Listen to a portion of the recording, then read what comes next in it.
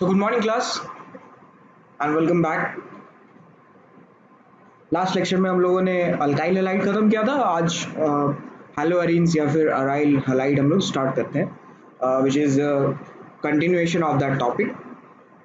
तो most of the reactions जो है हमने इसमें इलेक्ट्रोफिलिक एरोमेटिक सब्स्टिट्यूशन में पढ़ा होगा, और जो नया रिएक्शन मैकेनिज्म होगा that we will study in this topic. Okay,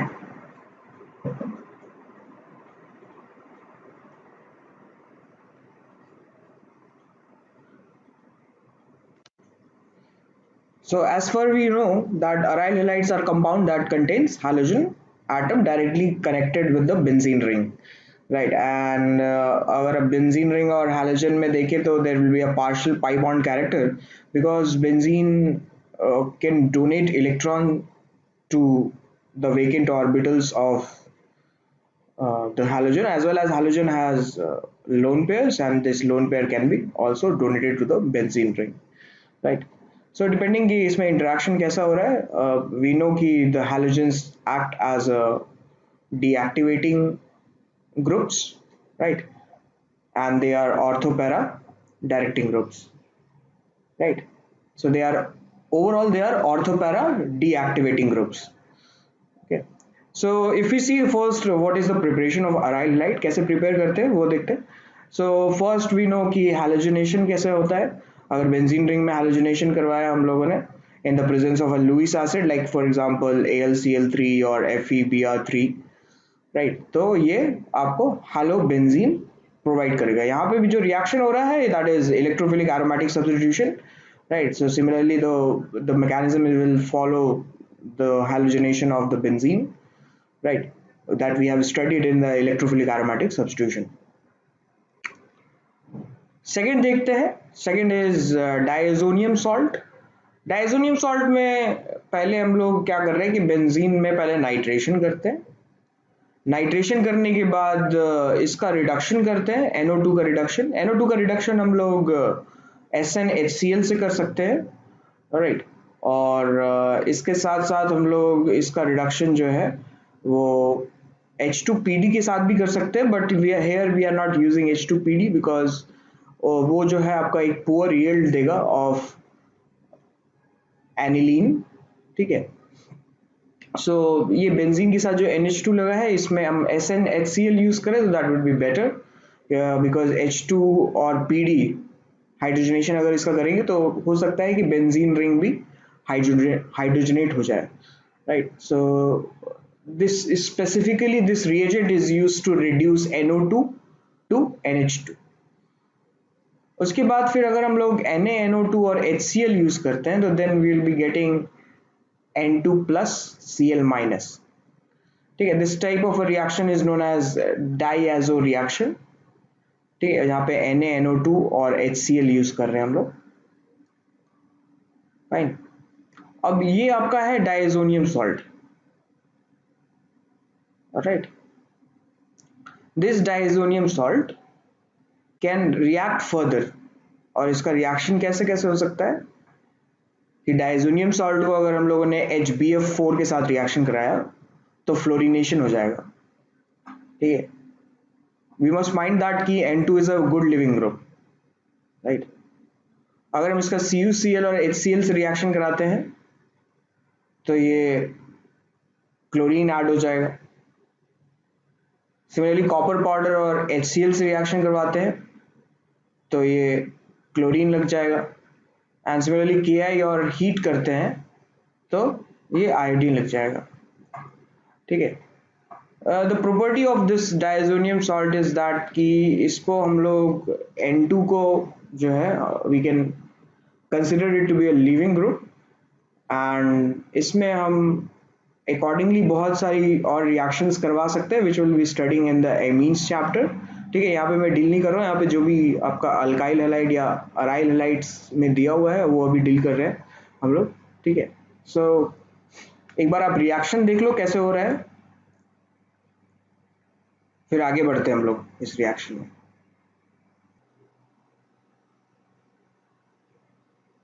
ठीक है, आप we have to study about the diazo mechanism. तो वो पहले देख लेते हैं डाइएजो मैकेनिज्म कैसे होता है, क्योंकि एनी हाउ हम लोगों को नेक्स्ट चैप्टर में पढ़ना ही है। तो यहाँ पे आया हुआ है, तो let's see.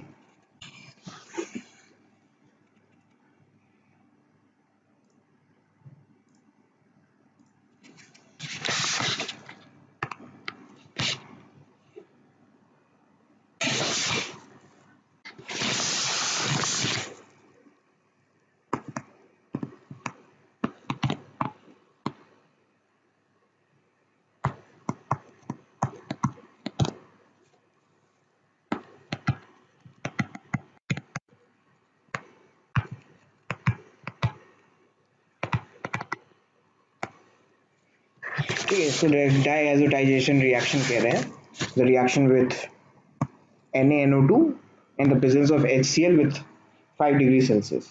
So for that we are using either HNO2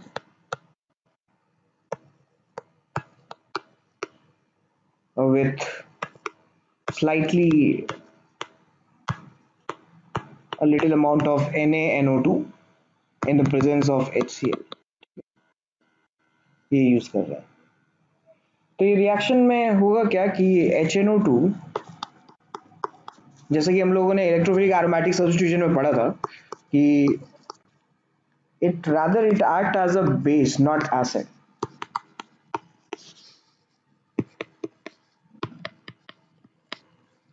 ठीक है, तो इसका अगर रिएक्शन H प्लस से होता है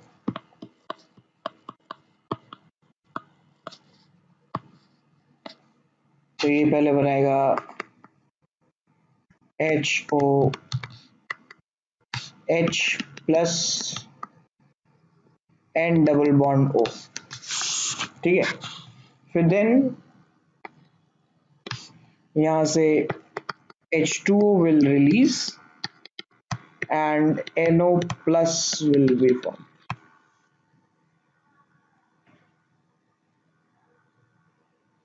ठीक है, फिर देन नेक्स्ट मैकेनिज्म में it reacts with aryl amines या फिर नॉर्मली अल्काइल amines के साथ भी रिएक्शन हो सकता है।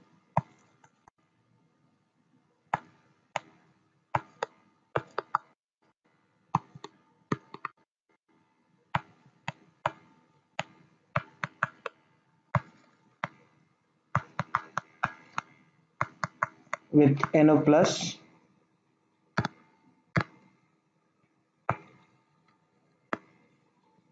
तो ये NO प्लस यहाँ आके अटैक करेगा इस लोन पेयर को और अटैक होने के बाद फिर देन AR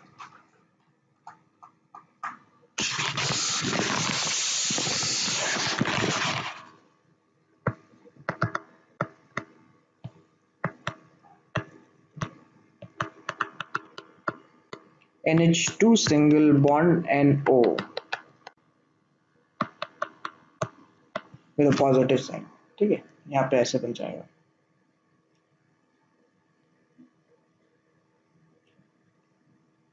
फिर यहाँ से हम लोग एक और H प्लस निकाल सकते हैं।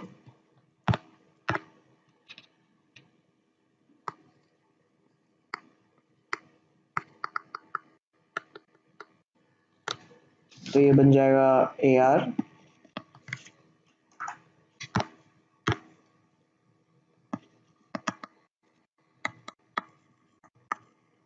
NH single bond N double bond oxygen. ठीक है,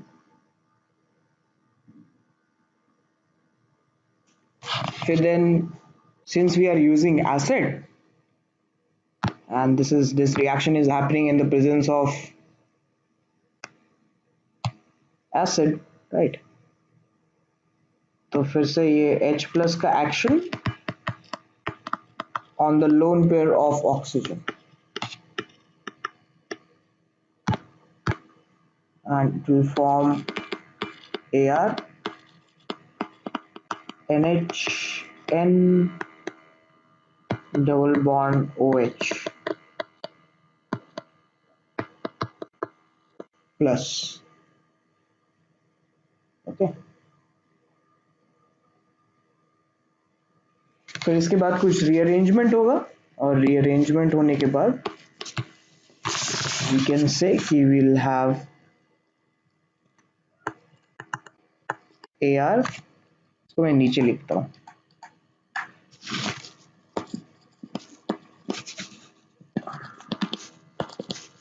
AR NH double bond NOH।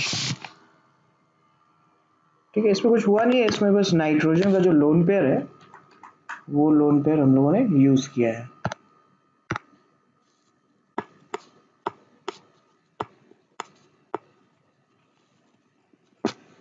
ठीक है ना।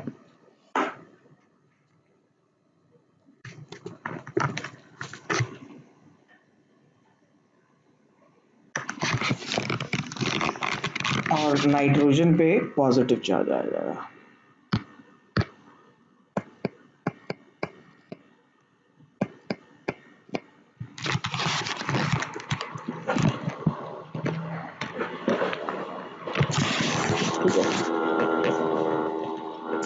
नेक्स्ट स्टेप वही है, आप जानते हो, जैसे H प्लस फिर से यहाँ रिलीज हो जाएगा, और रिलीज होने के बाद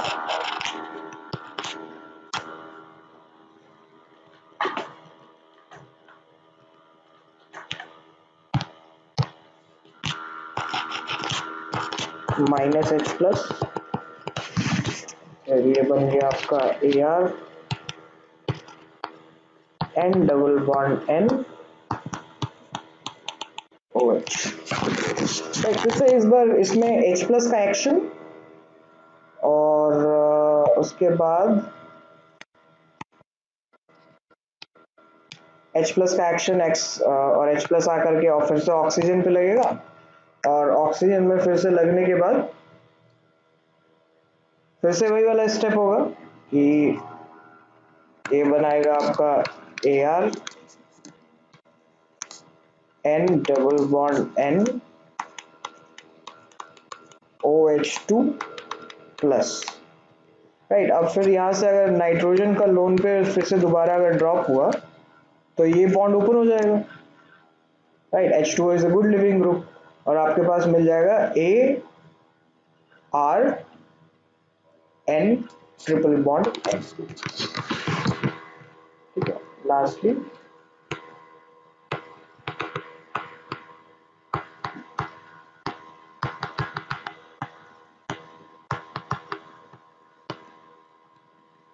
it will be present with the Cl minus। ठीक है, ये रिएक्शन अभी यहीं स्टॉप हो जाएगा at 5 degree Celsius.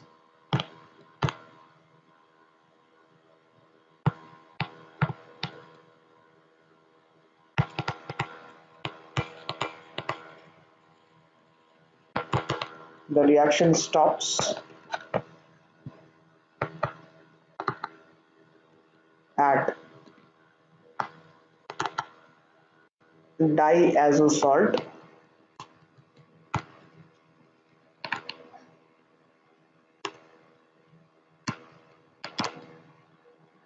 in low temperature।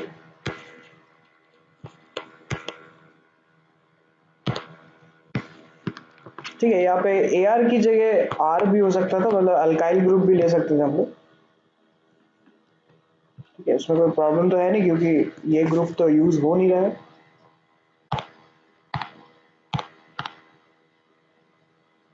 इसके जगह हम लोग R भी ले सकते थे। ठीक है, तो मैं ये इसलिए बता रहा हूँ क्योंकि अगर मान लेते हैं कि R होता और हमारे पास होता RN2 प्लस Cl माइनस, और अगर हम इसको हीट करते ना तो ये कन्वर्ट हो जाता आपका R plus plus N2 plus Cl minus. ठीक है, इसमें तो यहाँ पे आपको कार्बोकेटायन बन रहा है। ये कार्बोकेटायन बनने के बाद आपका फिर फर्दर रिएक्शन हो सकता है। ठीक है, ये कब की बात कर रहे हैं हम, जब इसको हम हीट कर रहे हैं, राइट। ये हमारे लिए सेकंड केस है। तो अगर जब तक हम लोग इसको हीट नहीं करेंगे तब तक ये इसी फॉर्म में रहेगा, डाईएजो फॉर्म में ही रहेगा, ठीक है। और जैसे ही हमने हीट किया तो डाईएजो में N2 का जो बॉन्ड है वो N2 का बॉन्ड ब्रेक हो जाएगा, राइट। और फिर ब्रेक होने के बाद आपका कार्बोकेटायन बनेगा। कार्बोकेटायन बनाने के बाद you can do many reactions as you like. Okay, so इसका एक बार मैकेनिज्म देख लो क्या हो रहा है ना।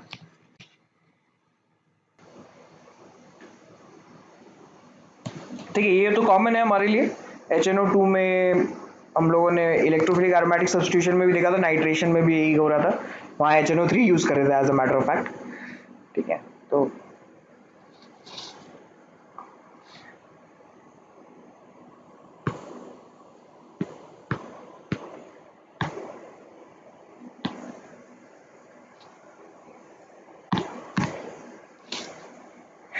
ठीक है, तो यहाँ पहले क्या हुआ है, एमीन्स लिया है हम लोगों ने, अल्काइल एमीन या फिर अराइल एमीन्स।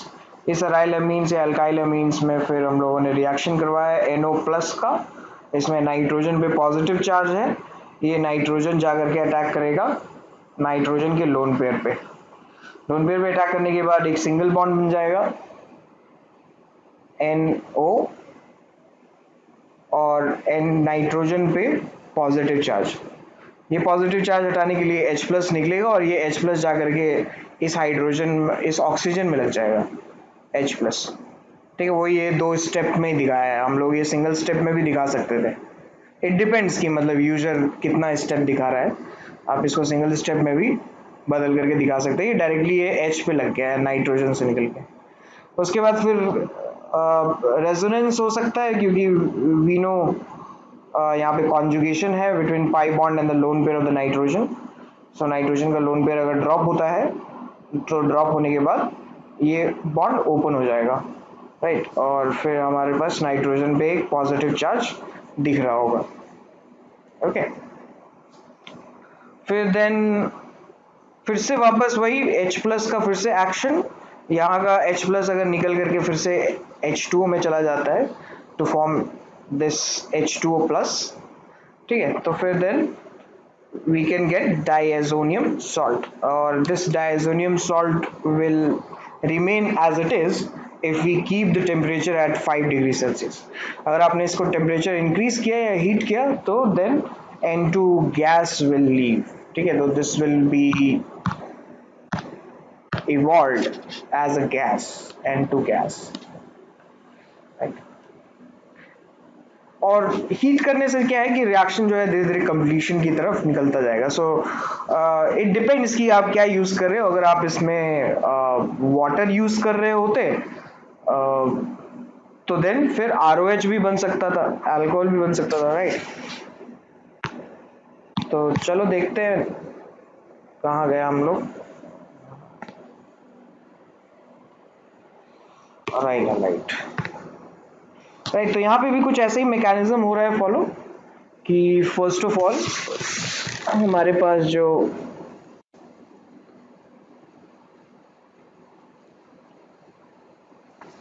बेंजीन है, बेंजीन में हम लोगों ने नाइट्रेशन कराया पहले, नाइट्रेशन कराने के बाद इसको रिड्यूस किया, रिड्यूस कराने के बाद फिर वी आर यूजिंग NaNO2 और HCl, तो ये N2Cl बन गया, ओके। और इसको जब हम लोग HbF4 से रिएक्शन कराते हैं तो ये फ्लोरिनेशन हो जाएगा, इसमें CuCl HCl से कराते हैं तो क्लोरीनेशन हो जाएगा, ठीक है। और अगर हम लोग कॉपर पाउडर और HCl यूज करते हैं तो क्लोरीन आ जाएगा, और Ki यूज करेंगे तो आयोडीन आ जाएगा, राइट।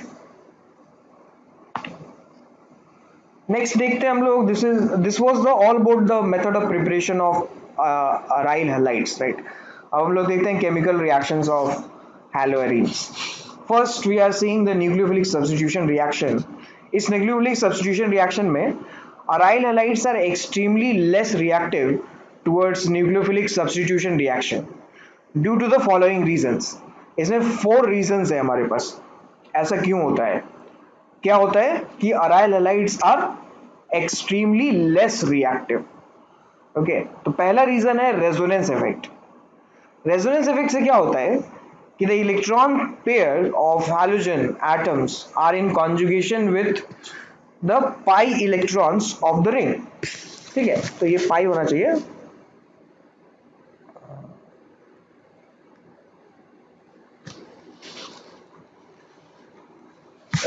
हाँ अब ठीक है। So the electron pairs of halogen atoms are in conjugation with the pi electrons of the ring, and what happens because of that? देखो, if we draw the resonating structures of haloarene, then you can see कि आपका जो negative charge है वो negative charge कहाँ कहाँ आ रहा है, ऑर्थो पोजीशन पे आ रहा है और पैरा पोजीशन पे आ रहा है। ठीक है, and similarly this is going on and on and on. Right. So what happened in the resonating structure is that the CX bond acquires partial double bond character. Right. So it will be difficult for a nucleophile to replace that halogen. Right. तो हमारे पास अगर एक aryl halide है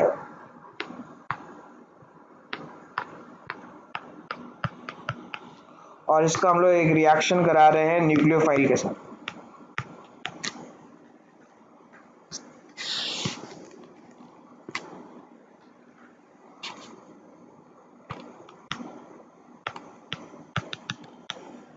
तो ये reaction ना थोड़ा slow reaction होगा,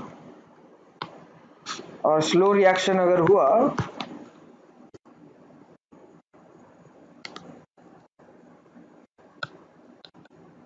ठीक है, तो अल्टीमेटली वही बात कर रहे हैं हम कि हमको इस x को रिप्लेस करना है। Right.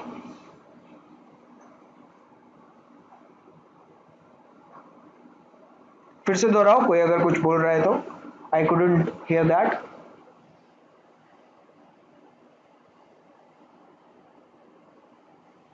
Okay, next next point देखिए।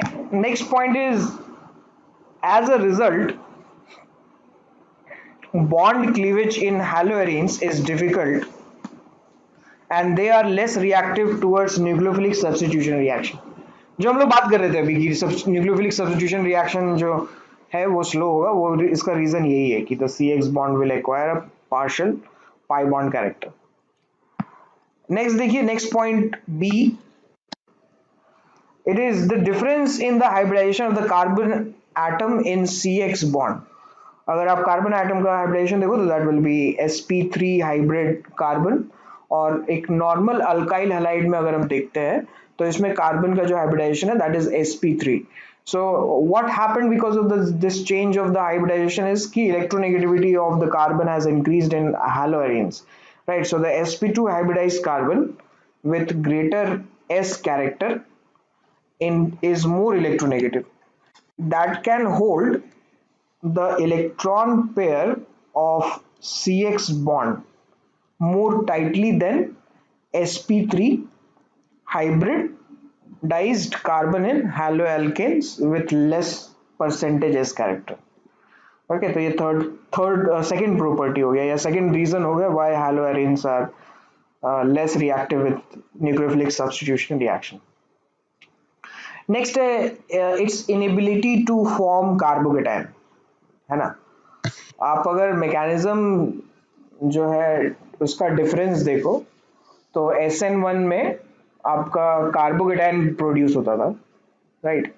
SN2 में सिंगल स्टेप रिएक्शन होता था, राइट। सिमिलरली E1 में भी आपका कार्बोकेटायन जनरेट होता था, और E2 में that was a single step reaction, and E1CV में आपका कार्बो आनायन जनरेट होता था।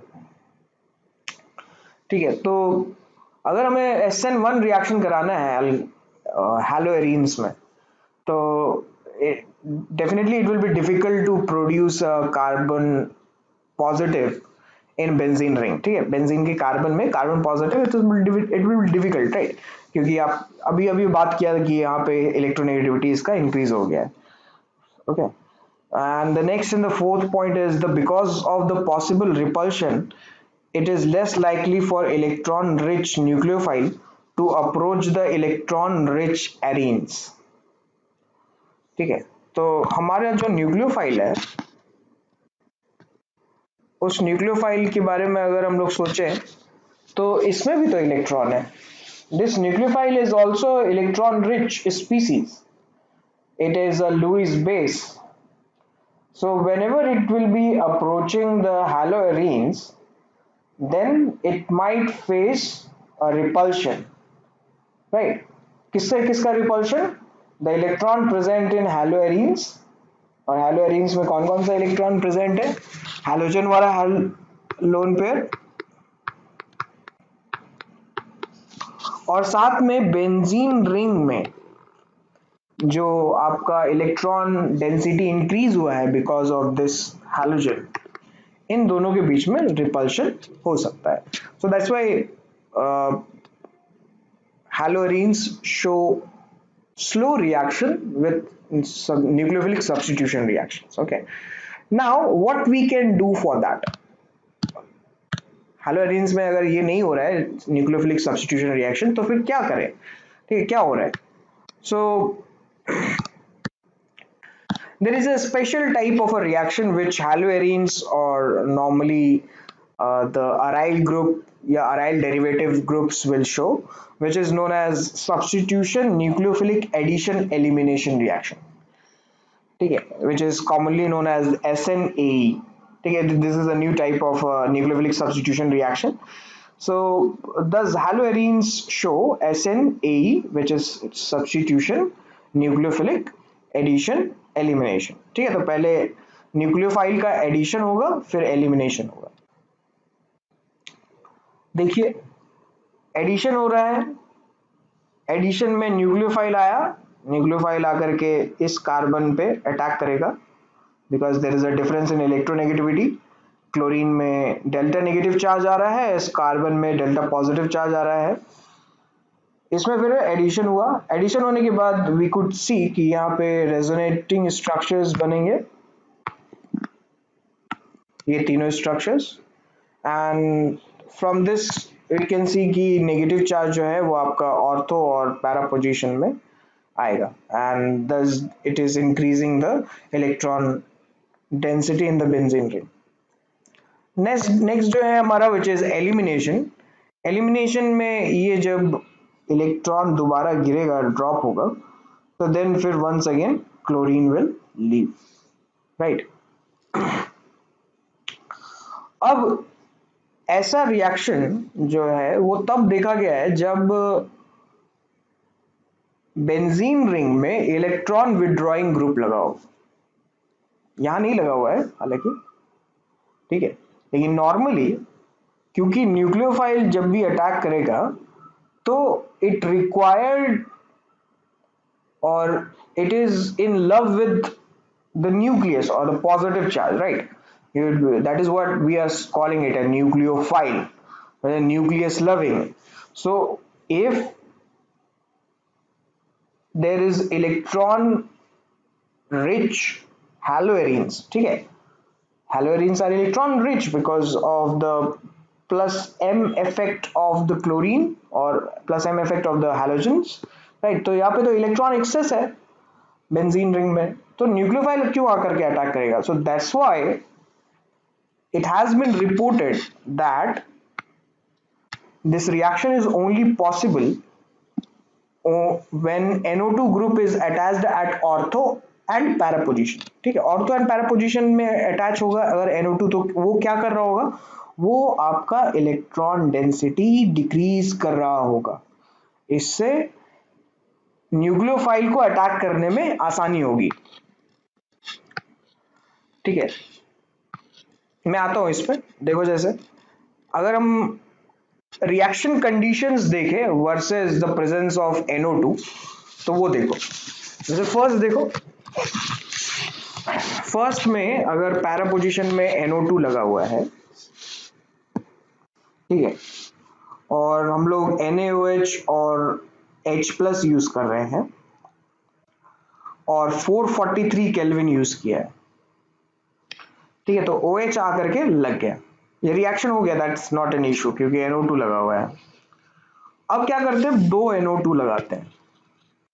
देखो दो NO2 लगा हुआ है, इसमें अगर सेम रिएक्शन कराते हैं तो now we require less temperature, कम टेम्परेचर में ही हो जा रहा है reaction. It means that the reaction is happening at a faster rate in comparison to the first one. Okay. तो यहाँ पे फिर HOH लग गया. यार टेम्परेचर देखो 368 केल्विन. अगर तीनों जगह अगर हम लोग NO2 लगा देते हैं तो इसमें जो है आपको इतना हाई टेम्परेचर की भी रिक्वायरमेंट नहीं है. This is almost around 100 degree Celsius ना. तो ये बस आपको वार्म करने की ज़रूरत है अराउंड 50 डिग्री और 60 डिग्री सेल्सियस, और 70 डिग्री सेल्सियस से नीचे ही, ज़्यादा नहीं. राइट, तो ये बस वार्म वाटर में ही आपका ये रिएक्शन दे देता है. तो आप ये देख सकते हो कि रिएक्शन कंडीशंस में क्या कितना चेंज आया if we have NO2 present in the benzene ring. Right.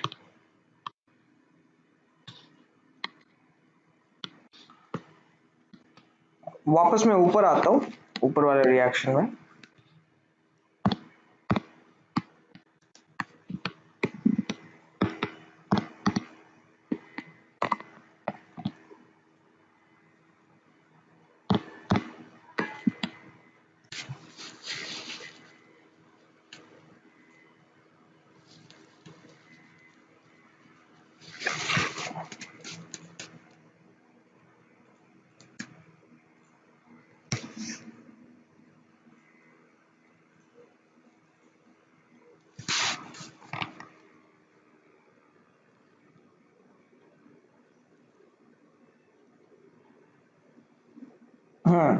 एक रिएक्शन हम लोगों ने छोड़ दिया था which is known as Dow's reaction.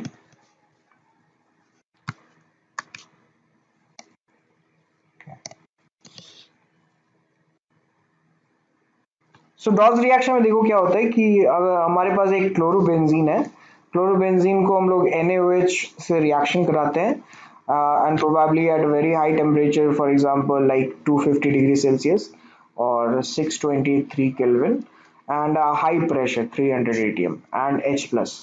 इसको फिर से ले रहे हैं तो ये आपका फिनॉल देता है. ठीक है, तो this is a method of preparation of phenol. Alright, which is known as Dawes process.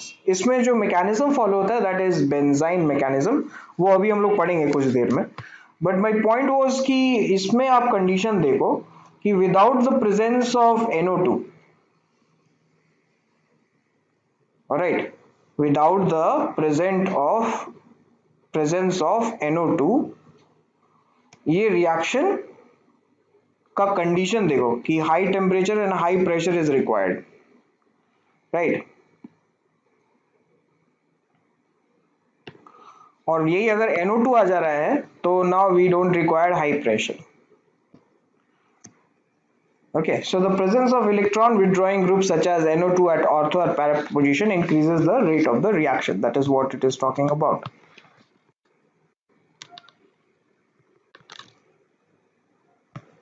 तो फर्स्ट वाले में देखो, फर्स्ट वाले में बताओ कि रेट ऑफ SNAE क्या होगा.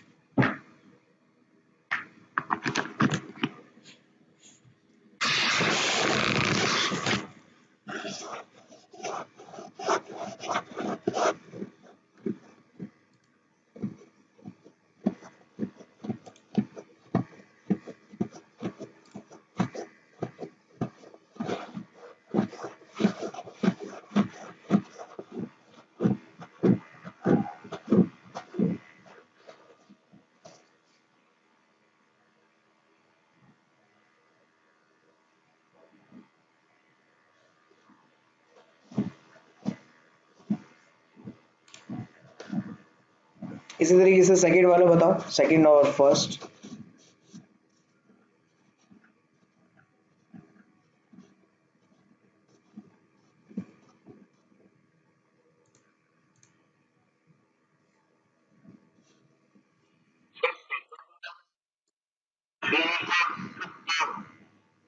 अच्छा आ रहा हूँ मैं, सेकंड में आ रहा हूँ, पहले पहले फर्स्ट वाला बताओ, फर्स्ट वाला बताओ, उसके बाद सेकंड आते हैं। हाँ तो फर्स्ट वाले में देमालिया बोल रहे हैं 4 is greater than 3, greater than 2, greater than 1। Okay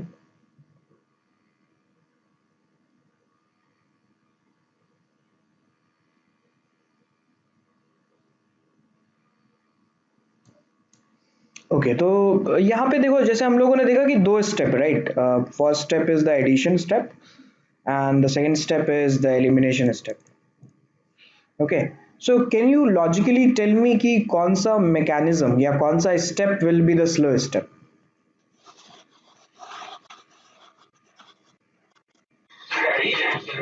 addition वाला नहीं, क्योंकि आपका जो एरोमेटिसिटी है, that aromaticity is being lost.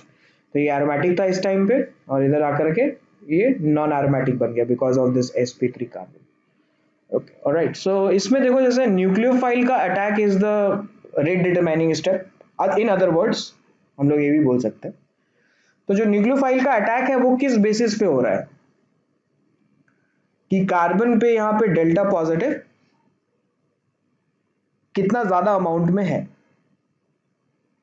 जितना ज्यादा डेल्टा पॉजिटिव चार्ज उतना जल्दी न्यूक्लियोफाइल का अटैक। ठीक है, तो ए वाले में बताओ क्या होना चाहिए? जब न्यूक्लियोफाइल अटैक करेगा तो डेल्टा पॉजिटिव चार्ज सबसे ज्यादा कहाँ रहना चाहिए? फोर्थ में कि फर्स्ट में? फर्स्ट में रहेगा नहीं, क्योंकि वहां पे फ्लोरीन लगा हुआ है and it's electronegativity is more, तो डेल्टा पॉजिटिव ज्यादा होगा एंड न्यूक्लियोफाइल आकर के पहले अटैक फ्लोरीन पे करेगा instead of all others. Similarly B देखो, बी में हम लोगों ने अब हैलोजन कांस्टेंट कर दिया है, but we are just changing the number of NO2।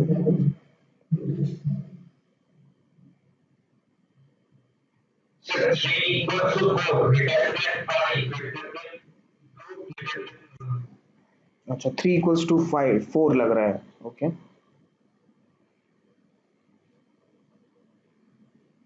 और कोई?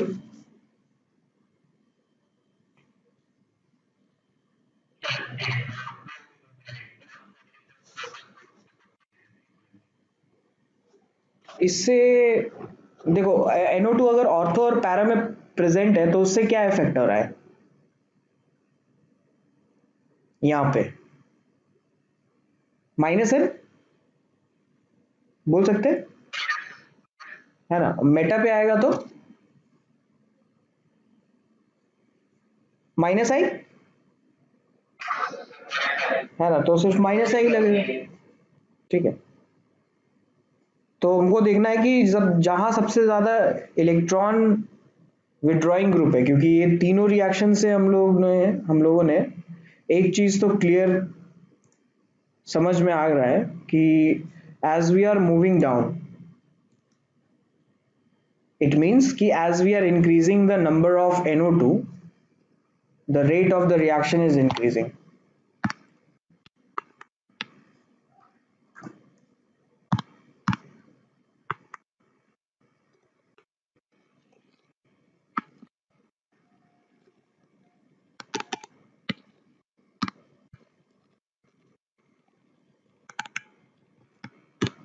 है कि नहीं? क्योंकि ये रिएक्शन जो है आपका 443 में हो रहा था, ये रिएक्शन आपका 367 में ही हो रहा है, और ये रिएक्शन तो उससे भी कम टेम्परेचर में हो रहा है। तो it means that the presence of more number of NO2 will increase the rate of the reaction। ठीक है, तो अब बताओ कहाँ पे कौन कौन सा ऑर्डर होना चाहिए? One, greater than 4। हाँ 3 और 2 का देखो, 2 3 नहीं होना चाहिए,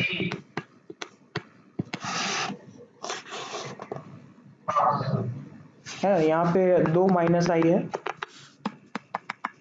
और यहाँ पे आपका एक ही माइनस आई है, राइट? तो इस हिसाब से आप ऑर्डर जो है यहाँ पे निकाल सकते हैं।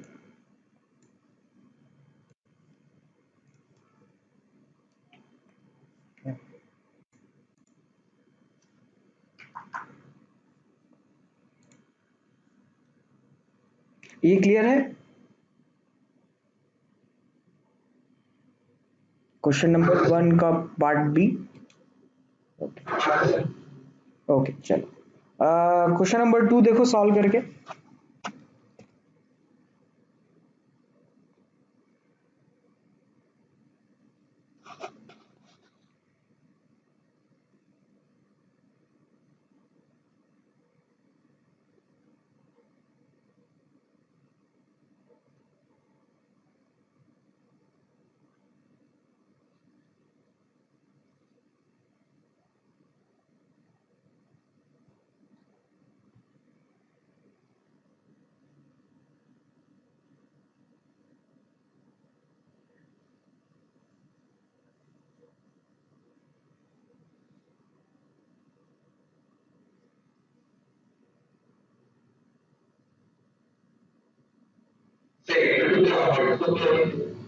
ऑर्थो पे आर, हाँ वही ऑर्थो पे आर ओ लगेगा, नहीं आर ओ लग जाएगा। ठीक है, मेटा वाला will unaffected. Similarly question number 3 में बताइए। Very good. तो क्लोरीन रिप्लेस हो जाएगा आर ओ से। यहाँ पे लिखा हुआ नहीं है, आई थिंक मिस टाइप या फिर टाइप नहीं हुआ होगा, ये आपका ओवर हो जाएगा। ठीक है, नेक्स्ट आगे बढ़ते हैं, बेंजाइन मैकेनिज्म देखते हैं। बेंजाइन मैकेनिज्म में भी we are following the similar mechanism which is of the elimination addition reaction. So this is substitution, nucleophilic substitution, elimination, addition. ठीक है, तो वो पहले वाला जो हम लोगों ने पढ़ा था वो एडिशन एलिमिनेशन, राइट। तो ये आपका पहले एलिमिनेशन होगा फिर एडिशन होगा। ऐसे रिएक्शंस जो है वो रिपोर्ट किए गए हैं with the use of a very strong base, like for example NH2 minus या फिर R माइनस और अदरवाइज PH माइनस। ठीक है, तो इसमें क्या होता है कि जैसे मैं थोड़ा जूम कर देता है इसको, है ना। इसमें देखो जैसे क्लोरीन पे जो कार्बन, जिस कार्बन से अटैच्ड है क्लोरीन, उसको मैंने एक स्टार मार्क दिया हुआ है। ठीक है, जो कि आई गेस बहुत मुश्किल से दिख रहा होगा if you are using that. दिख रहा है स्टार मार्क? ठीक है, तो अगर हम NH2 यूज करेंगे इसमें, NH2 माइनस, तो NH2 आइदर इस पोजीशन पे लगेगा या फिर इसके एडजेसेंट वाले पोजीशन पे लगेगा। ओके, इसका मैकेनिज्म कैसा होता है वो देखते हैं। तो NH2 minus, as I said, is a very strong base and it can deprotonate even from sp2 carbon। ठीक है, तभी तो ये एल्कीन बनाने में भी काम आता है। तो अगर ये H प्लस यहाँ से निकाल लेता है तो इस पे नेगेटिव चार्ज आएगा, और ये नेगेटिव चार्ज अगर ड्रॉप हुआ तो क्लोरीन निकल जाएगा, और ये आपका बन गया बेंजाइन। इसी को कहते हैं बेंजाइन।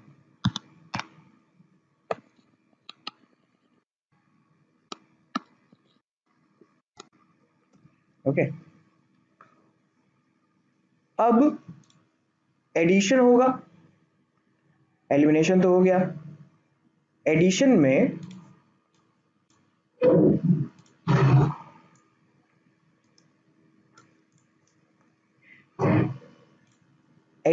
फिर से दोबारा NH2 माइनस का काम है।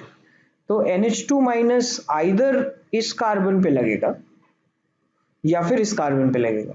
ठीक है ना, और ये NH2 माइनस कार्बन में लगने के बाद, लेट्स से कि इस कार्बन में लगा, जो हमारा ट्रिपल बॉन्ड वाला ऊपर वाला कार्बन है उस पे, तो उसमें लगने के बाद यहाँ पे C स्टार पे नेगेटिव आ जाएगा, और C स्टार पे नेगेटिव के बाद NH3 तो बना ही था क्योंकि H प्लस निकाला था हम लोगों ने फर्स्ट स्टेप में, उससे फिर से H प्लस निकल करके यहाँ लग जाएगा। ठीक है, तो ये आपका स्टार में नहीं लगा, स्टार वाले कार्बन के बगल वाले कार्बन में लगा, ठीक है। अदरवाइज NH2 माइनस स्टार वाले कार्बन पे अटैक कर सकता है, तो डायरेक्टली फिर से स्टार वाले पे आपका NH2 लग जाएगा, ठीक है। तो इस बेसिस पे दो तरीके के प्रोडक्ट्स हमको मिल रहे हैं।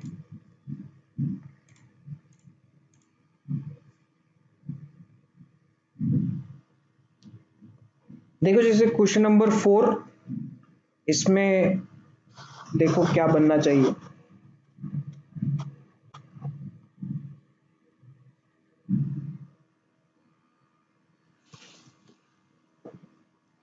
मैकेनिज्म एक बार मैं दिखा देता हूँ आपको कैसा हो रहा है। हाँ, और एक और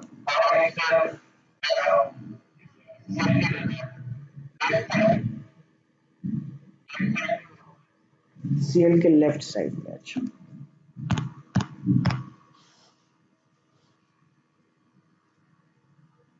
एक तो आपका ये पोजीशन है और एक ये पोजीशन है और एक ये वाला पोजीशन, ठीक है। 3 पोजीशन है हमारे पास, तो सेकेंड वाले पे तो लगेगा, चलो no doubt about that. Next में अगर मैं लगाऊं तो मैं 1 में लगाऊं या 3 में लगाऊं, इसका आप एक बार इंटरमीडिएट बना करके सोचो और मुझे बताओ कि कहाँ लगना चाहिए, 1 में लगना चाहिए या 3 में लगना चाहिए, और इसका रीजन क्या होगा। इंटरमीडिएट का मतलब समझ रहे हैं ना, ये वाला इंटरमीडिएट। जब एडिशन होगा तो एडिशन होने के बाद नेगेटिव चार्ज बनेगा, तो ये नेगेटिव चार्ज कहाँ कहाँ बनेगा ऑन दैट बेसिस। अगर मैं 1 पे लगाता हूँ तो नेगेटिव चार्ज कहाँ आएगा, अगर मैं 3 पे लगाता हूँ तो नेगेटिव चार्ज कहाँ आएगा, on that basis tell me कि 1 पे लगना चाहिए या 3 पे लगना चाहिए।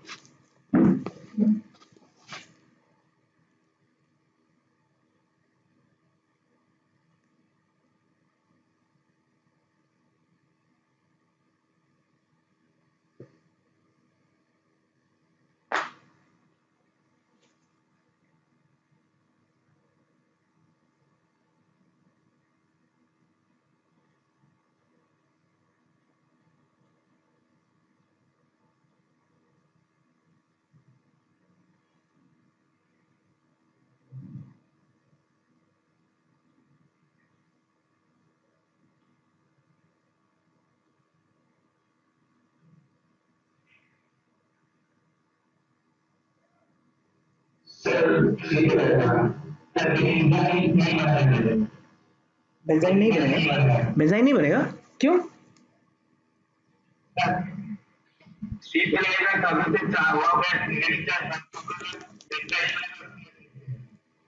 हाँ, तो आप क्यों बोल रहे हो फिर बेंजाइन नहीं बनेगा, बेंजाइन तो बनना चाहिए ना।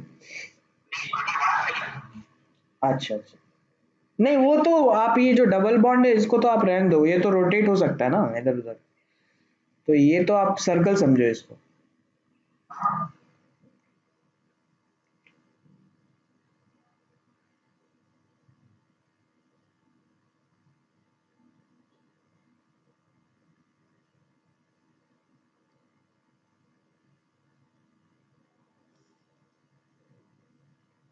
देखो मैं पहला वाला बता देता हूँ, फिर नेक्स्ट वाला आप लोग करना, ठीक है।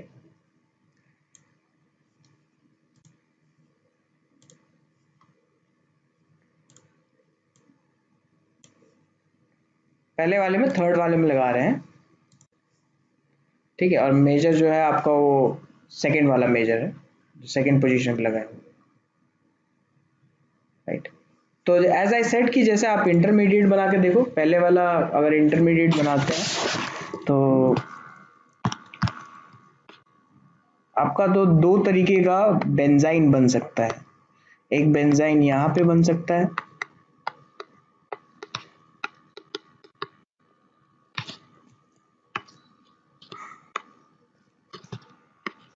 एक बेंजाइन यहाँ पे बन सकता है,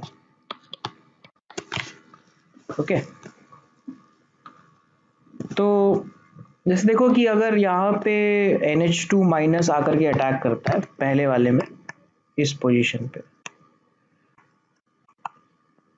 NH2 माइनस, ठीक है, तो ये ओपन हो जाएगा यहाँ पर। सिमिलरली यहाँ पर भी अगर अटैक करता है NH2 माइनस, तो ये ओपन हो जाएगा। ठीक है, तो दोनों केस में जो आपका NH2 है वो OCH3 के मेटा पोजीशन पे लग रहा है दोनों केस में। ठीक है, तो इसलिए ये एक मेजर प्रोडक्ट है। नेक्स्ट वाला प्रोडक्ट हम कैसे डिसाइड करेंगे कहाँ से बनना चाहिए, राइट? तो वो देखते हैं।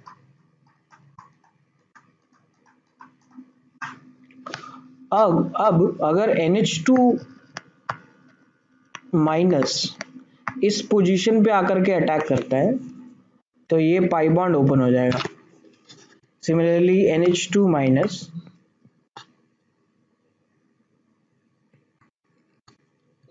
अगर इस पोजीशन पे आकर के अटैक करता है तो ये बॉन्ड ओपन हो जाएगा। ठीक है,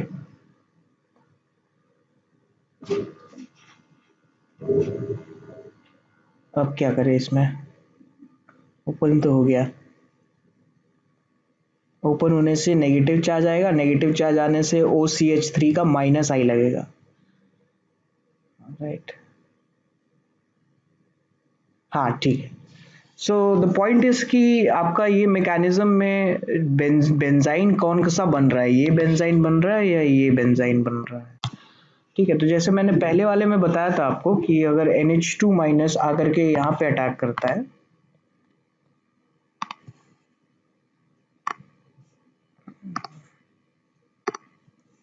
अगर NH2 माइनस आकर के यहाँ पे अटैक करता है इस पोजीशन पे, तो आपका नेगेटिव चार्ज जो आएगा वो यहाँ आएगा, नहीं इस पॉइंट पे। और सिमिलरली अगर यहाँ पे भी NH2 अटैक करता है तो नेगेटिव चार्ज आपका यहाँ आएगा इस पॉइंट पे, राइट? तो अब इन दोनों में से नेगेटिव चार्ज सेकेंड वाला ज़्यादा स्टेबल है। The reason for that is कि OCH3 आपका माइनस आई शो करेगा।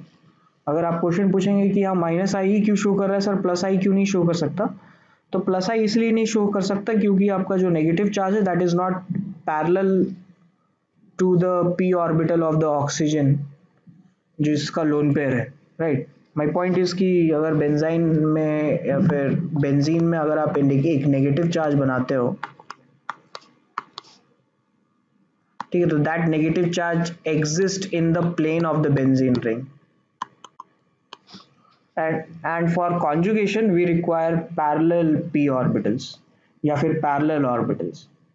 ठीक है, यही रीजन था कि pyridine में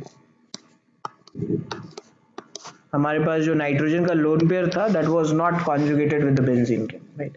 So it is something like that। so यहाँ पे आपका जो है वो माइनस आई लग रहा है और ये माइनस आई अगर इस नेगेटिव चार्ज की स्टेबिलिटी देखें हम लोग तो सेकेंड वाला ज्यादा स्टेबल है,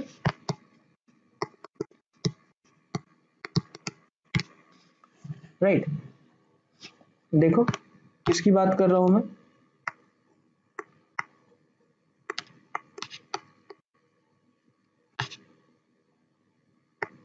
एक बार NO2 यहाँ लगा और नेगेटिव चार्ज यहाँ आ गया।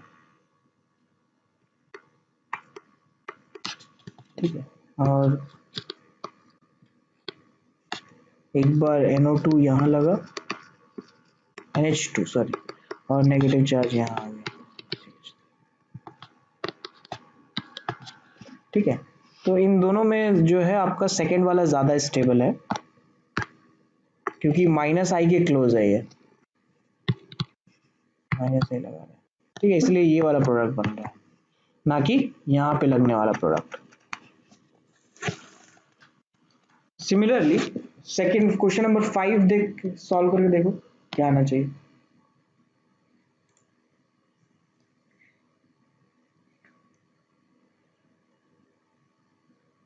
तो जैसे क्वेश्चन 4 सॉल्व किया था हम लोगों ने, क्वेश्चन 4 में पहले हम लोगों ने ये डिसाइड किया कि कौन सा बेंजाइन बनेगा।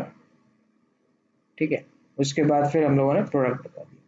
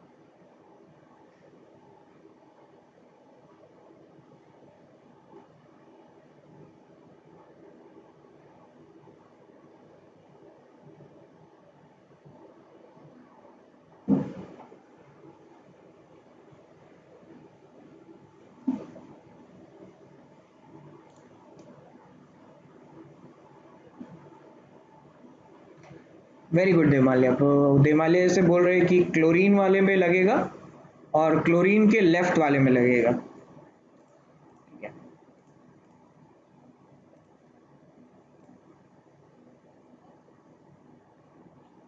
तो एक R माइनस जो है आपका क्लोरीन और क्लोरीन के लेफ्ट वाले में लग रहा है।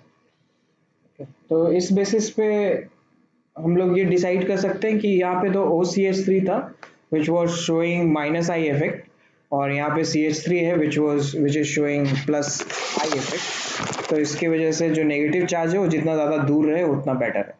ठीक है, आगे बढ़ते हैं। आगे में हमारे पास रिएक्शन है अराइल हैलाइड का विच इज हैलोजिनेशन। हैलोजिनेशन में भी हम लोगों ने रिएक्शन देखा है इलेक्ट्रोफिलिक एरोमेटिक सब्स्टिट्यूशन। तो यहाँ पे हम लोग क्लोरीन और AlCl3 यूज़ कर रहे हैं। तो क्लोरीनेशन में भी वही है कि अगर क्लोरोबेंजीन लिया तो क्लोरीन के रिस्पेक्ट में that is ortho and para directing. तो ऑर्थो और पैरा में क्लोरीन लग रहा है and the major is the para one. फिर अगर सिमिलरली नाइट्रेशन करा दे तो इसका भी प्रोडक्ट देखिए।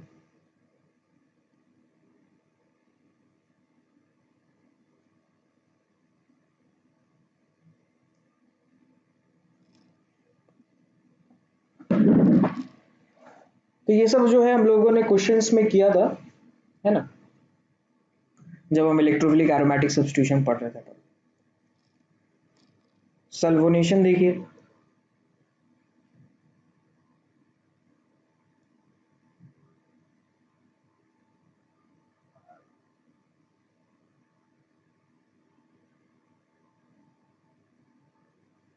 राइट, तो सल्फोनेशन में भी SO3H लगेगा, वो भी पैरा और ऑर्थो में लग सकता है। तो इन दोनों जगह पे में से पैरा वाला मेजर प्रोडक्ट होगा। नेक्स्ट, अगर फिडलक्राफ्ट रिएक्शन कराते हैं तो CH3Cl से रिएक्शन करवा रहे हैं। राइट, तो इसमें भी जो है आपका पैरा पोजीशन पे मेजर प्रोडक्ट आएगा। और एज यूजुअल जो हमारा फिडलक्राफ्ट में होता था, कार्बोकेटायन बनता था AlCl3 के प्रेजेंस में। FeBr3 लेते थे तो उसमें रीअरेंजमेंट नहीं होता था because FeBr3 was weak Lewis acid.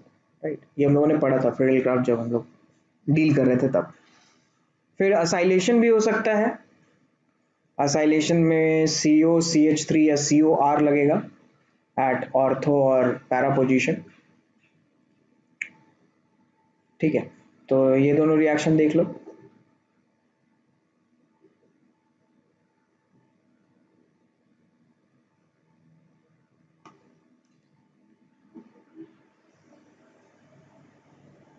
So next is Wurtz Fittig reaction. Wurtz Fittig reaction हम लोगों ने हाइड्रोकार्बन में देखा था जब हम लोग वुड्स रिएक्शन पढ़ रहे थे उसमें।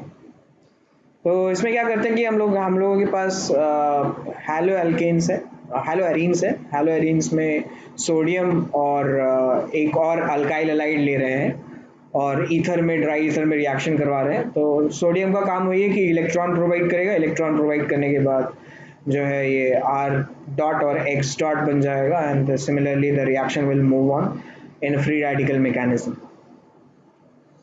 फिर फिटिक रिएक्शन भी वैसा ही है कुछ। फिटिक रिएक्शन जो है वो आयोडीन के साथ देखा गया है, रिपोर्टेड उसके साथ है, तो आयोडीन यहाँ पे होना चाहिए।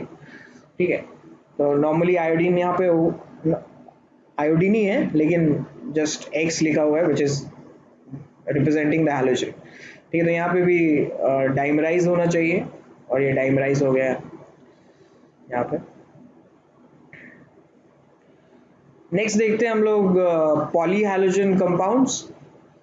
पॉली हैलोजन कंपाउंड्स में carbon compounds containing more than one halogen atoms are usually referred to as polyhalogen compounds। ठीक है, जैसे फॉर एग्जांपल डाइक्लोरोमीथेन या इसको मिथिलीन क्लोराइड भी बोल सकते हैं।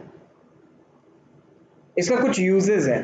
The use of this is कि it is used as a solvent, as a paint remover and as a paint remover.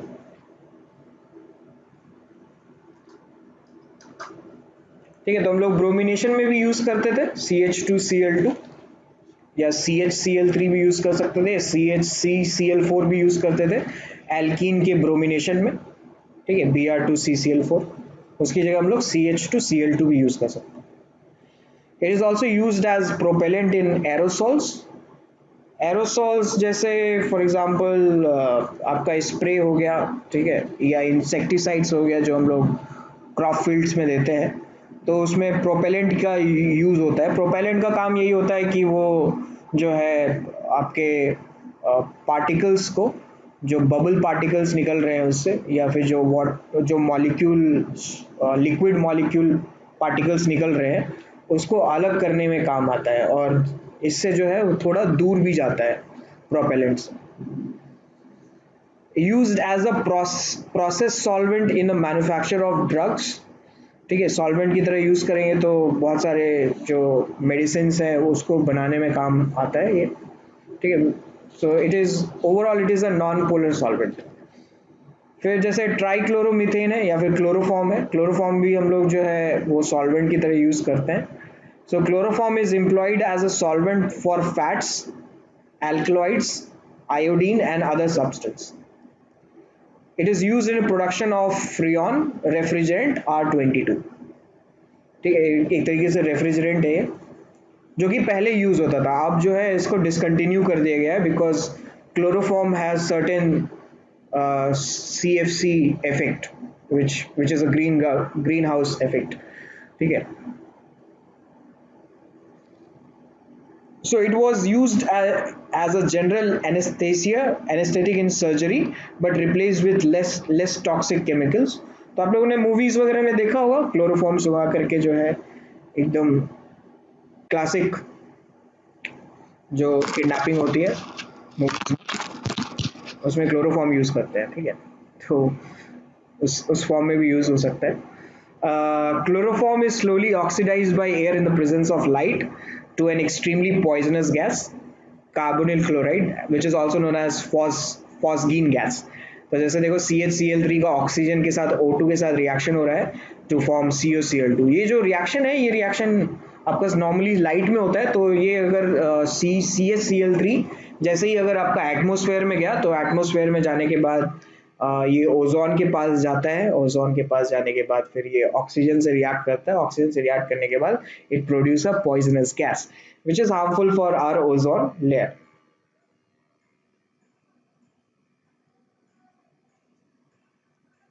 Next is iodoform, which is triiodomethane. It was earlier used as antiseptic. So antiseptic properties are due to the liberation of iodine, ठीक है। तो इसमें one one elimination हो जाएगा अगर आप slightly basic medium में रख रहे हैं। जो हम लोगों ने पढ़ा था that was the method of preparation of carbene, ठीक है, singlet carbene and triplet carbene. Antiseptic properties जो है वो इसमें भी वही है कि आयोडीन लिबरेट होगा, इसकी वजह से आइडोफॉर्म की वजह से नहीं है, आयोडीन लिबरेट होता है इसलिए। नॉर्मली हम लोग जो है वो आयोडीन यूज भी करते हैं जब there is certain amount of radiation. तो अगर एक ह्यूमन बॉडी अगर रेडिएशन से या गामा रेज या फिर हार्मफुल रेडिएशन जो आपके रेडियो एक्टिव एलिमेंट से निकलते हैं उससे अगर एक्सपोज हो जाए तो ह्यूमन बॉडी को भी जो है आयोडीन दिया जाता है, और as a matter of fact triiodomethane भी दिया जाता है so that it releases iodine. और आयोडीन की प्रॉपर्टी होती है कि it absorbs those radiations. Okay. Next is tetrachloromethane, which is carbon tetrachloride, which is CCl4। CCl4 हम लोगों ने देखा है कि we have used it as a solvent, right? So it is used in the manufacturing of refrigerants and propellants for aerosol cans। It is used as feedstock in the synthesis of the chlorofluorocarbons and other chemicals। When carbon tetrachloride is released into air, it rises to the atmosphere and depletes the ozone layer, right? तो ये भी जो है आपका ozone layer deplete करता है CCl4। Next is freons। Freons is CCl2F2। It is used for the manufacture, it is manufactured from tetrachloromethane by Schwartz reaction, ठीक है। स्वार्ट्स रिएक्शन हम लोगों ने देखा था, हम लोग इसमें जैसे HgF2 यूज करते हैं या BF4 यूज करते हैं, BF4 minus, right. Swarts reaction was helpful for fluorination, क्योंकि नॉर्मल फ्लोरिनेशन हम लोग नहीं करा पाएंगे। फिर chlorofluorocarbons compounds of methane and ethane are collectively known as freons. They are extremely stable, unreactive, non-toxic, non-corrosive, and easily liquefiable gases. Okay. Next है P P dichloro diphenyl trichloro ethane, इसको DDT कहते हैं। क्या नाम है, बहुत लंबा नाम है। P P dichloro diphenyl trichloro ethane, ये रिएक्शन, ये डीडीटी। ठीक है, तो DDT the first chlorinated organic insecticide.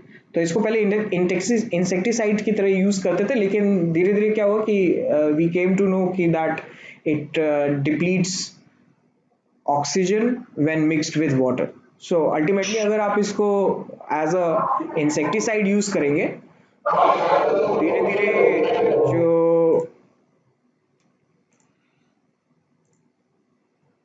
आप अगर इसको इंसेक्टिसाइड की तरह यूज करेंगे तो देन व्हाट विल हैपन कि अगर जब when ever the rain will fall, तो ये इंसेक्टिसाइड जो है वाटर में मिक्सेबल हो जाएगा, एंड इट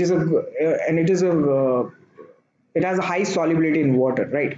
सो वाटर में मिक्स होने के बाद जैसे ही वो फील्ड से निकल करके मेन स्ट्रीम में जाएगा, so it has been found that in America, first in 1960s, that this is depleting the oxygen level of the river, which is causing the death of most of the aquatic animals.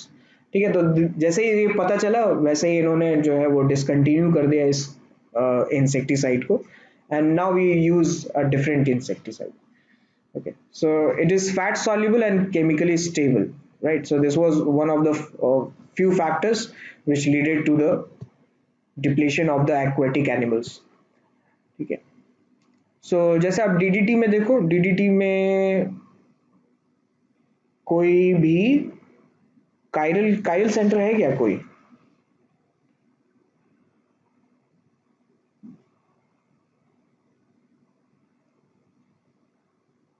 नहीं है, नहीं है कायल centre, नहीं कायल centre नहीं।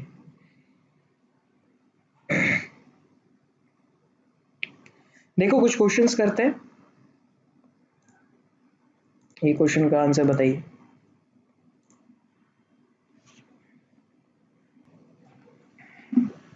अच्छा, B लग रहा है, ठीक है। सो मुझे ये बताओ कि रिएक्टेंट में हमारे पास कितना फिनाइल रिंग या बेंजीन रिंग है?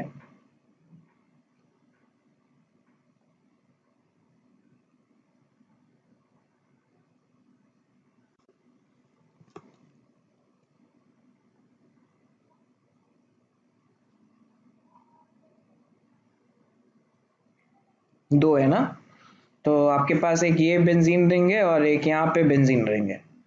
तो लेफ्ट हैंड साइड में कराना है या फ्रिल क्राफ्ट, या राइट हैंड साइड वाला बेंजीन रिंग में कराना है?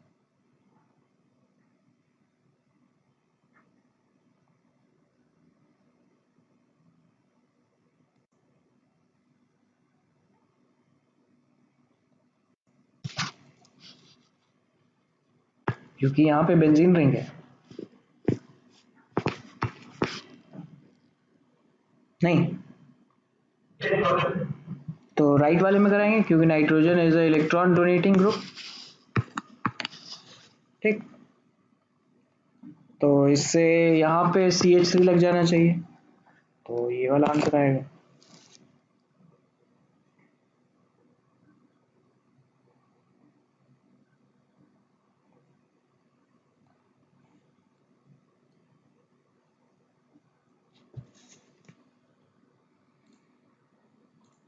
चलो नेक्स्ट देखते हैं।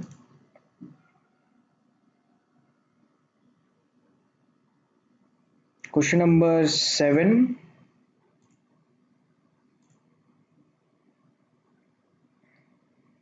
8, 9, 10, 11।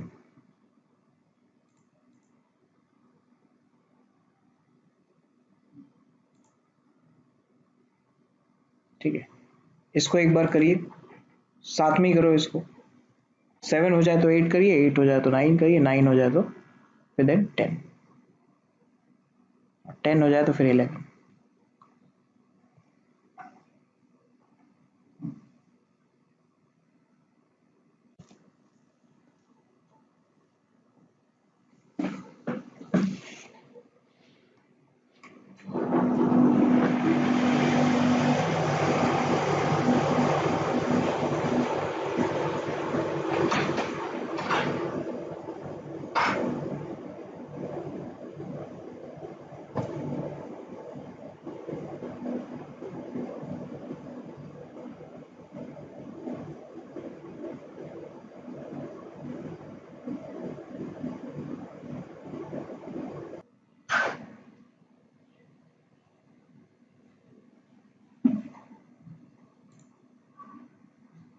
ओके, 10th का ये, ओके ठीक है ठीक है ठीक है।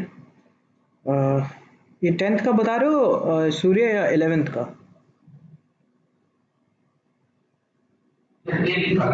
अच्छा, 11 दिख रहा है क्वेश्चन?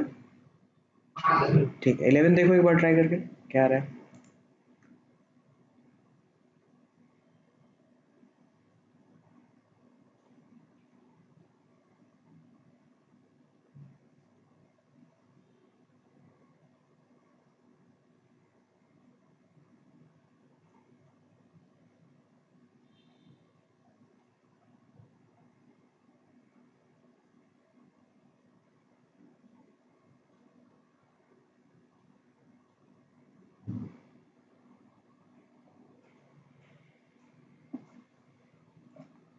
आप लोग अपने साइड से पेज अप डाउन कर सकते हो क्या? एक कभी चेक किया है?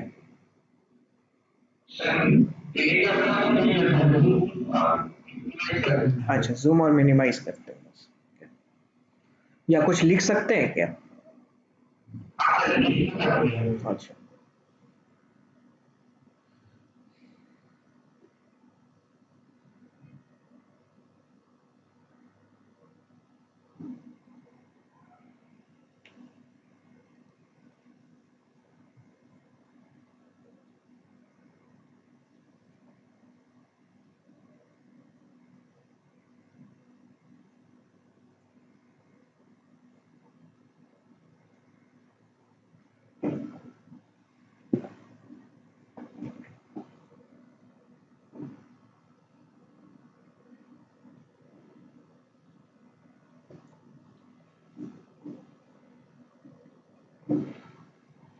Very good सौम्यदीप्त।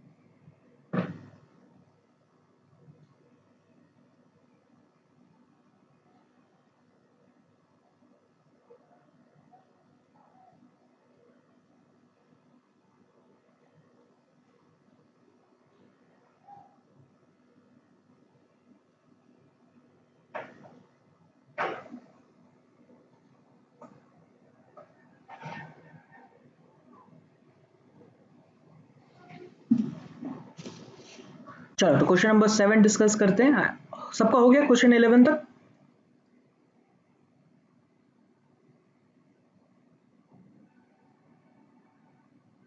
ओके, नहीं हुआ है अभी तक। Good. करो करो, सॉल्व करो।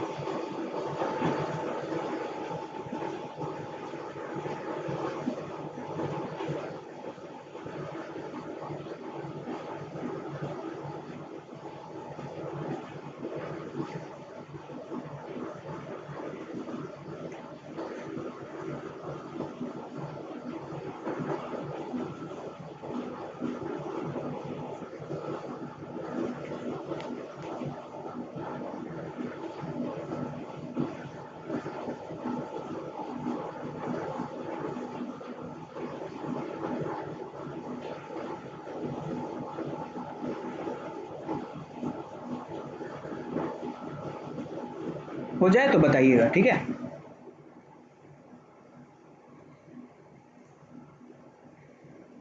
ओके समझते आपका 11 तक हो गया है, ठीक।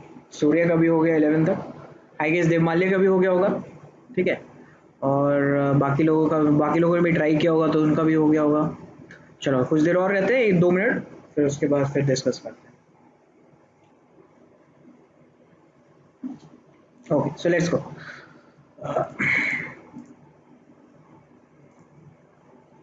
क्वेश्चन नंबर 7 में वी नो कि क्या प्रोडक्ट बनने वाला है।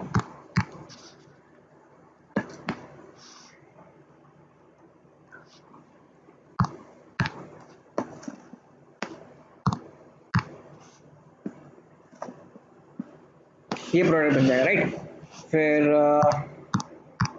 इसके नंबर ऑफ साइक्लिक प्रोडक्ट्स या cyclic, find total number of cyclic isomers of ए।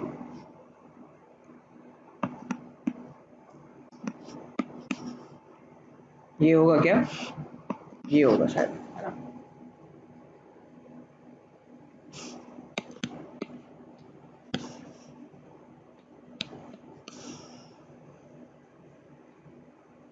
ठीक है, तो दो ये हो गया।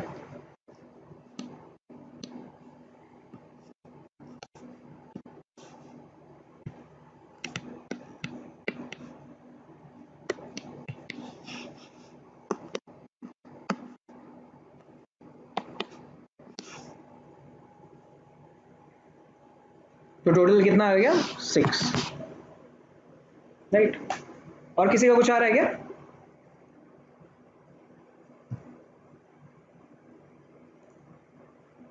बोलो, कुछ आ रहा है और, यही है ना, ये these all are will be 6, ठीक है। क्वेश्चन नंबर 8 पे आइए। The molar mass of the product produced from when toluene is treated with Cl2 और Fe। तो फिर इसमें हैलोजिनेशन करवाएंगे, हैलोजिनेशन कराने के बाद जो है आप इसका मॉलिक्यूलर मास निकालोगे तो that will B 126.5।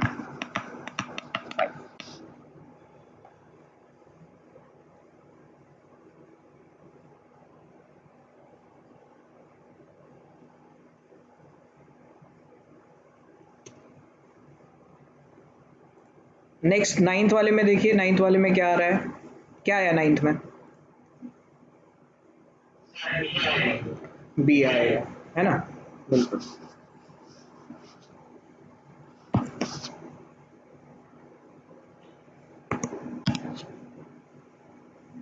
Yes Dev Mallya, ninth का बी आ रहा है, गुड।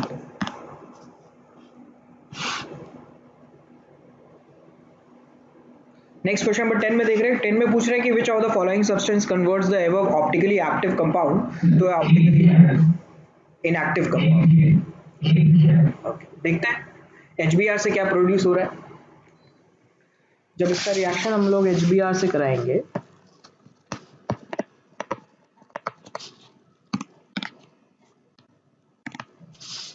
तो ये प्रोड्यूस करेगा CH3CH plus CH3 C2H5 C2H4Br, ठीक है। और फिर ये रीअरेंज होगा मिथाइल शिफ्ट, क्योंकि कार्बोकेटायन मैकेनिज्म है, और यहाँ पे आपका ब्रोमीन लग जाएगा, ठीक है। तो अभी भी ये ऑप्टिकली एक्टिव है, हमें ऑप्टिकली इनएक्टिव चाहिए, है ना। इसमें ऑप्टिकली एक्टिव या काइरल सेंटर ये कार्बन है। अब अगर इसका Br2CCl4 के साथ रिएक्शन कराते हैं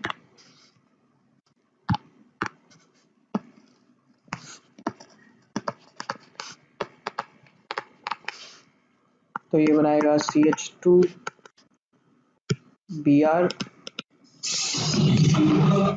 Br, हाँ वही है,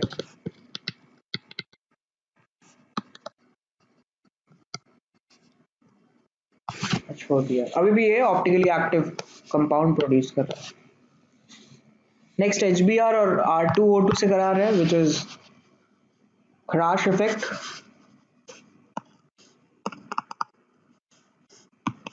एंटी मार्कोनिकॉफ एडिशन होगा।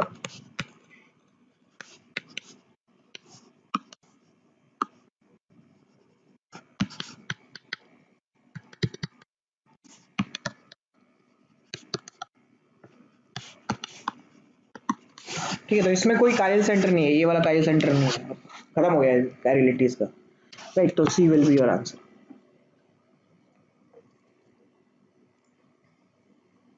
Yes Debmalya, C will be the answer. Yes, very good. Next आते हैं नेक्स्ट क्वेश्चन नंबर 11 में। क्वेश्चन नंबर 11 में Cl2 और आयरन के साथ रिएक्शन करवा रहे हैं। तो 3 प्रोडक्ट्स बोल रहे हैं ये लोग, P, Q एंड R। तो वही आपका P, Q, R जो है ऑर्थो, मेटा और पैरा है।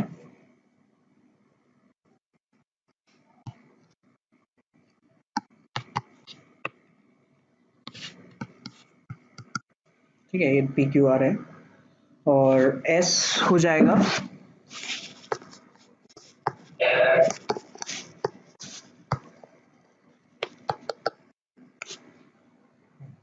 कोई डाउट है इसमें प्रोडक्ट्स में? तो इसमें बोल रहे हैं कि choose the correct statement from the following, which is the formation of P and S follows the same mechanism, P and S। तो ये तो नहीं है, P आपका जो है इलेक्ट्रोफिलिक एरोमेटिक सब्स्टिट्यूशन है, S आपका फ्री रेडिकल मैकेनिज्म होगा। P and Q are functional isomers। P and Q are functional isomers? No, they are positional isomers rather, है ना। P and S form same product when treated with alcoholic KOH।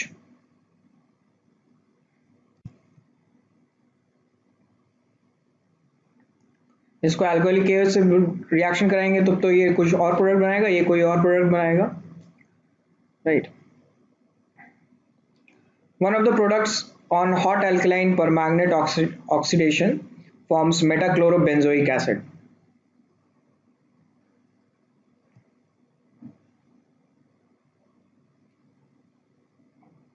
तो अगर इसका मैं करवाता हूं KMnO4 के साथ रिएक्शन, तो ये क्या बनाएगा? बेंजोइक एसिड S, P क्या बनाएगा? पैराक्लोरोबेंजोइक एसिड। Q बनाएगा ऑर्थोक्लोरोबेंजोइक एसिड और R बनाएगा आपका मेटाक्लोरोबेंजोइक एसिड। ठीक है, तो 11th का आंसर आएगा आपका D। ठीक है, बोलो सही है कि नहीं?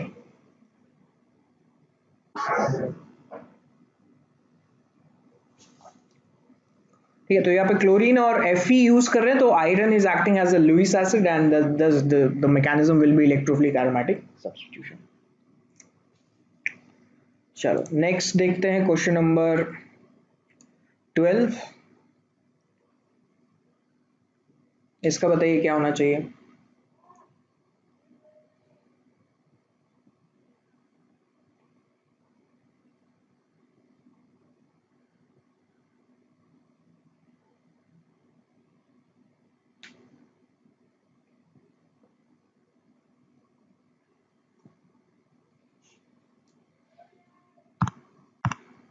इसमें हमें ना SNAE के बारे में सोचना है, ठीक है।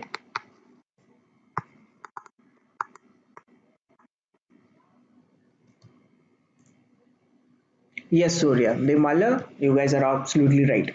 सो हमारा जो आंसर आएगा इसके लिए वो बी हो जाएगा।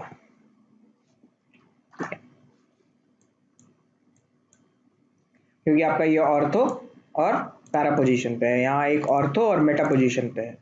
यहाँ पे देखेंगे तो दोनों मेटा पोजीशन पे है और यहाँ पे एक पैरा और एक मेटा पोजीशन पे है। तो ऑर्थो और para position पे जब रहेगा NO2 तो the reaction is going to be fast in comparison to all three A, C and D option.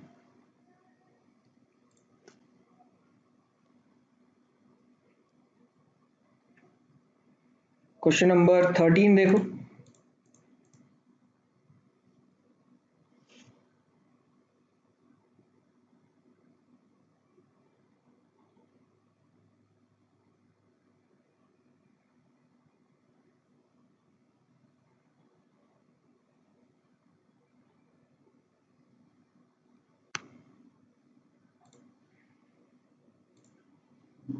Okay देमाल्या.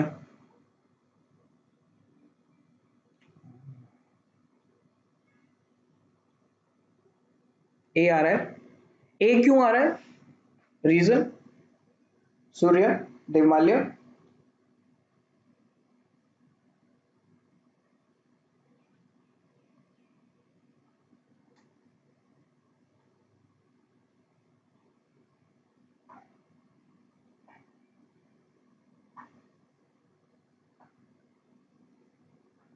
Question समझ में आ रहा है? क्या क्या पूछ रहा हूँ? मैं पूछ रहा हूँ कि on what basis or what is the concept behind option A, that you are saying option A is the answer.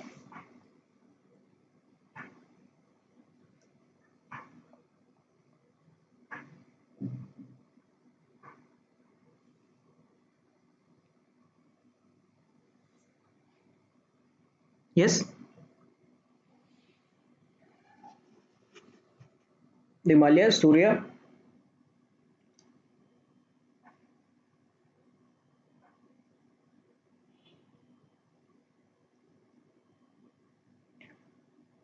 Try to make a mechanism, try to build a mechanism of DBR. It is similar to that of the HBR. एक bar mechanism बना के देखो, लिख के देखो, पता चलेगा.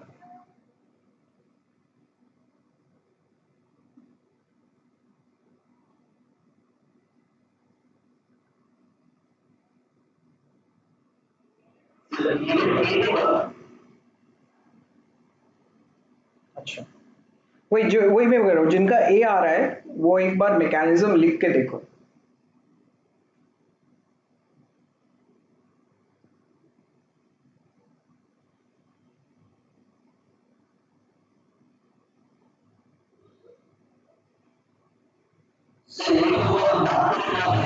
मार्कोनिक of addition होगा. Very good. तो मार्कोनिक ऑफ एडिशन अगर हुआ तो पहले तो मैं मैकेनिज्म बनाऊंगा डी प्लस का अटैक. डी प्लस के अटैक के बाद CF3 CH single bond CH2D और यहाँ पे पॉजिटिव चार्ज. ठीक है.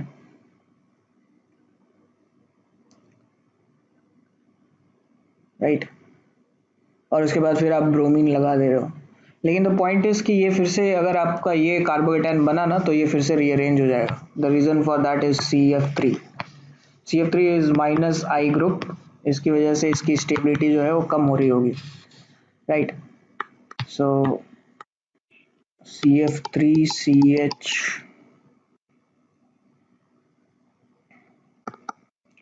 D CH2 पॉजिटिव आपका ये बनेगा इंटरमीडिएट. ये नहीं बनेगा. ऑलराइट. सो इन अ वे मार्कोनिकॉफ रूल सजेस्ट कि मैकेनिज्म में कार्बोकेटायन वो बनेगा जो सबसे ज्यादा स्टेबल होगा. राइट. तो इन दोनों मैकेनिज्म में इन दोनों कार्बोकेटायन में आपका सेकंड वाला ज्यादा स्टेबल है. ठीक है. Markovnikov does not talk about the addition of the negative part of the adding molecule. That is what we have concluded from his statement. ठीक है. मार्कोनिकॉफ ने ये कहा था कि जब भी इलेक्ट्रोफिलिक एडिशन होगा रिएक्शन किसी एल्कीन का और वो भी अनसिमेट्रिकल एल्कीन का, तो उसमें जो इंटरमीडिएट बनेगा that will be the most, the reaction will go through the most stable intermediate. ठीक है. उसके बाद जितना भी स्टेटमेंट है ना, that statement has been given by some other people और बाय अस, वो हमारे आंसर निकालने के लिए. लाइक फॉर एग्जांपल कि the negative part of the adding molecule should be added to the carbon which has least number of hydrogen, right? So that statement is in itself is a derivative of the first statement कि reaction वहीं से जाएगा जहां से सबसे ज्यादा stable intermediate हो, तो सबसे ज्यादा स्टेबल इंटरमीडिएट आपका ये है, इसकी वजह से आपका जो आंसर होगा वो बी हो जाएगा। ठीक है, तो ये हमेशा हम लोग चेक करेंगे कि कार्बोकेटायन बना करके फिर देखना है कि क्या हो रहा है, अदरवाइज अगर CH3 रहता तो A would have been answer. ठीक है, directly we could have followed Markovnikov addition. Next देखो क्वेश्चन नंबर 14।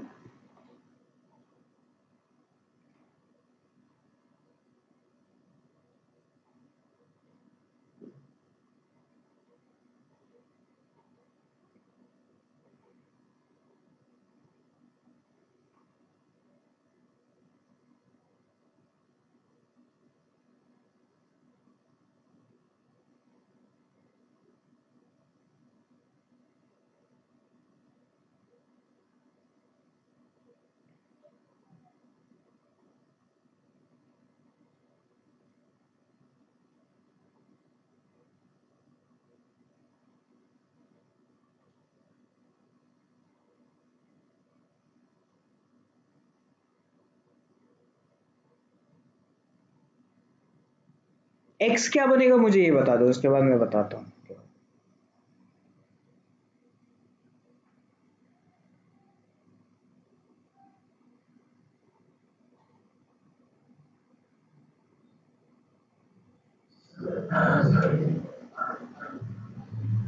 एक्स आपका बेंजाइन बनना चाहिए, नहीं?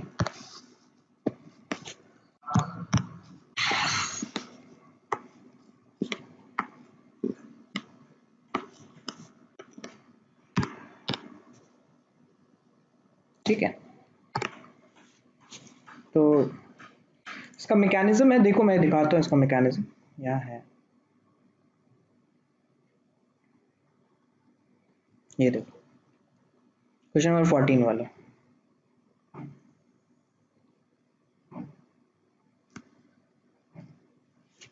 फ्यूरान होता है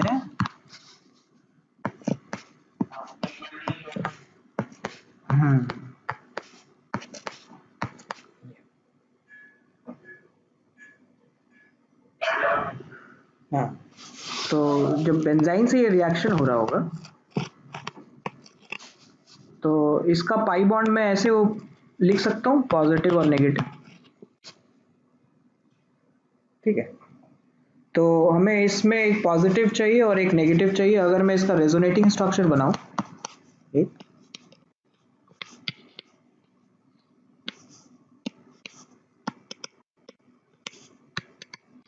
तो ये इसका नेगेटिव एक रेजोनेटिंग स्ट्रक्चर आ जाएगा, राइट? और फिर इसके बाद जाकर के ये ऐड हो जाएगा, नेगेटिव वाला पॉजिटिव से और पॉजिटिव वाला नेगेटिव से। ठीक है,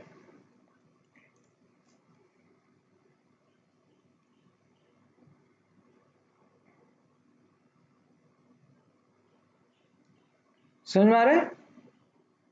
तो इस हिसाब से जो आपका आंसर आएगा वो आंसर ए आ जाना चाहिए।